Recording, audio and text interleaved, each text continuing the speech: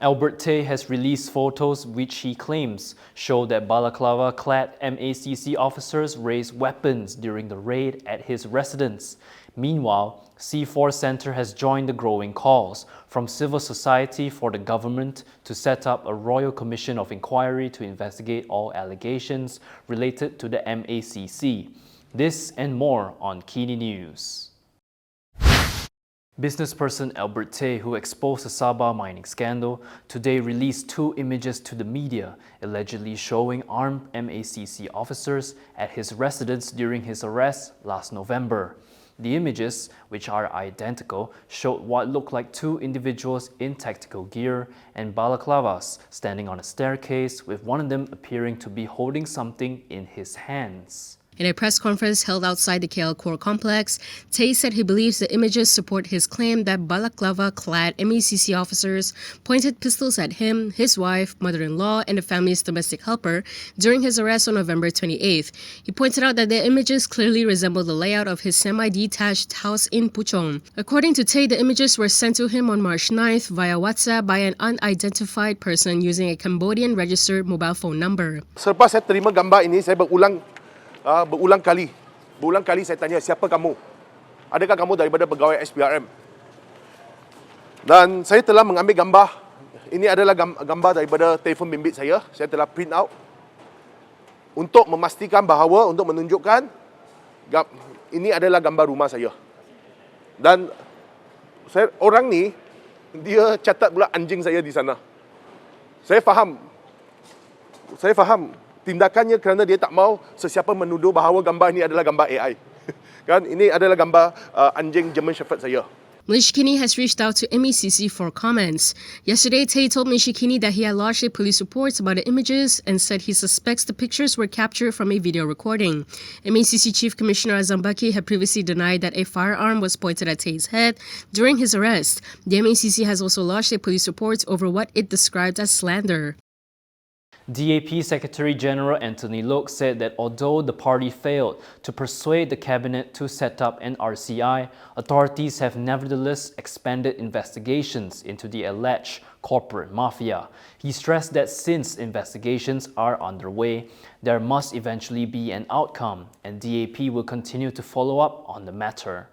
In an interview on the online program The Keywords, Loke reiterated that DAP views the allegations of a corporate mafia as extremely serious and believes they must be investigated and acted upon. He said that is why the party's position has been to call for the establishment of an RCI. He added that DAP had raised its stance in a recent cabinet meeting, but unfortunately it did not receive the cabinet's support and therefore it could not be implemented. However, he said although an RCI has not been set up, it does not mean the matter is not being investigated. He pointed out that a task force has been formed to conduct investigations, and the scope of the probe has already been expanded to look into the corporate mafia allegations. Beyond the task force's investigation, Loke said police must also conduct their own probe as several individuals have been named. He added that he understands funds belonging to several companies, including those linked to some of the individuals mentioned, have already been frozen. He said the police should act quickly and charge those involved if there is sufficient evidence. The corporate mafia refers to allegations that the MACC had colluded with private individuals to shake down business rivals. The MACC had previously denied the claims and said that it was baseless. From now on, you can also listen to KiniNews on Spotify and Apple Podcasts. Scan the QR code on the screen to follow us. Meanwhile, Past Information Chief Ahmad Fali Shari has commented on Loke's remarks on the RCI. This was what he said about the matter. Fadli has reiterated his previous comments that DAP's push for the government to set up an RCI into the corporate mafia issue was just for show and would not amount to anything. In a post on Facebook, he said that just a week after his comments, it had been proven that it really was just a show. He said that if DAP were really serious about wanting an RCI, there were actions it could take to make the government act. Previously, Fadli had claimed that DAP's call for an RCI was just a political show. He highlighted how the opposition had previously brought up complaints against the MACC and questioned why DAP had remained silent over the matter then. He added that no matter what happens, DAP will continue to support Anwar Ibrahim and all government decisions are under collective responsibility. He said that even if DAP leaves the government after its special congress in July, it could end up working together again after the election. Still on the topic of the RCI, the Center to Combat Corruption and Cronyism C4 Center believes it is the best way to go if the government is serious about investigating the corporate mafia allegations. Here's more on that. In a statement, its CEO Pushpan Murugia said that this is because agencies which have been accused of being involved in this corporate mafia, namely the MACC, cannot investigate themselves. He was responding to the government statements on March 11th that its enforcement agencies, including the MACC, would investigate the allegations. Pushpan described the cabinet's instruction as a disappointingly weak response to the allegations, saying it falls short of the level of independence and scrutiny that the public would reasonably expect. He said the decision to involve MACC in the investigation also raises serious concerns about institutional conflicts of interest. He added that regardless of the outcome, such an arrangement is unlikely to inspire public confidence and will only serve to intensify existing mistrust toward the integrity of the investigative process. With this, he said C4 echoes the growing calls from civil society for the government to establish an RCI to examine all allegations that have been raised in relation to MACC Chief Azam Baki and the MACC itself. He said an RCI will provide an investigative mechanism that is structurally independent from the agencies involved, equipped with broader investigative powers, and capable of conducting proceedings in a manner that allows for meaningful public scrutiny. If you like the stories we produce, consider supporting us by subscribing to Malaysiakini. Click the link in the description below or scan the QR code on your screen to subscribe. The government's move to maintain the Budi 95 fuel subsidy for Malaysians will see it increasing its spending due to rising global oil prices. This was announced by Finance Minister Tun Amir Hamzah Azizan in a press conference after a cabinet meeting today. Namun kita kena faham yang bila kita dapat mengekalkan harga itu mestinya ada implikasi kepada kerajaan. Jadi saya nak bagi gambaran sikitlah bersama mana implikasi yang ada kepada kerajaan kerana kita mengekalkan harga walaupun harga pasaran dah naik dengan banyak.